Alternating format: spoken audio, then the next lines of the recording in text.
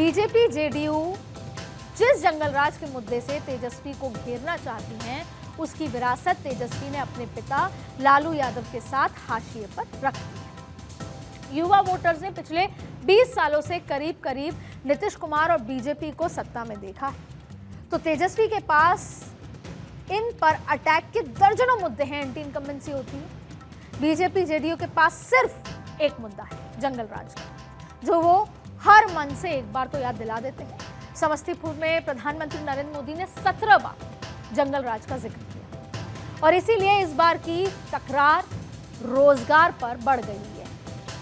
नीतीश को अपने कार्यकाल का हिसाब देना होगा, जबकि तेजस्वी को इन 14 लाख युवा वोटर्स को लुभाने के लिए उनके मतलब की बात करनी होगी। और इसी में से एक है हर परिवार में एक सरकारी नौकरी का वादा।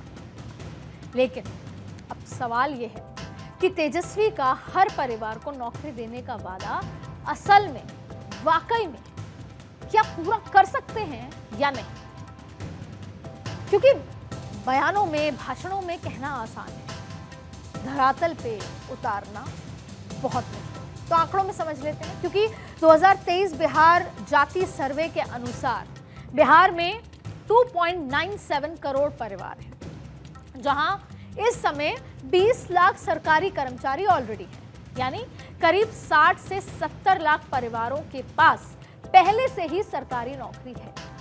लिहाजा वादों को पूरा करने के लिए 2 करोड़ से ज्यादा नई सरकारी नौकरियां देनी होंगी। औसत वेतन के हिसाब से हर एक नौकरी पर 6 लाख रुपए सालाना खर्च होगा, यानी कुल 2.1 करोड़ नौकरियों पर सालाना खर्च होगा 12.6 लाख करोड़ रुपए, 12.6 लाख CR। ये तो हो गया तेजस्वी के हर परिवार को नौकरी वाले वादे पर होने वाला खर्च का हिसाब। लेकिन बिहार के बजट के हिसाब से देखा जाए तो तेजस्वी के हर परिवार को नौकरी के वादे की राहों में और ज्यादा रोड़े नजर आते हैं। क्यों? क्योंकि 2025-26 में बिहार का बजट क्या था? 3.2 लाख CR, 3.2 लाख करोड़ रुपए था।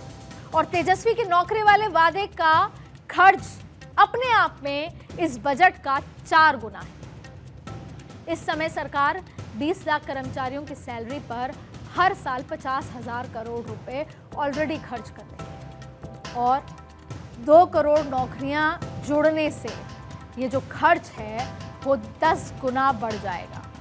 अब ये सुनने के बाद अब अपने आप से पूछिए कि क्या ये संभव है? और ये खर्च वर्च तो चलिए छोड़ दीजिए साहब, जानकार तो यहां तक कह रहे हैं कि 3 करोड़ नौकरी तो पूरे देश में नहीं दी जा सकती है।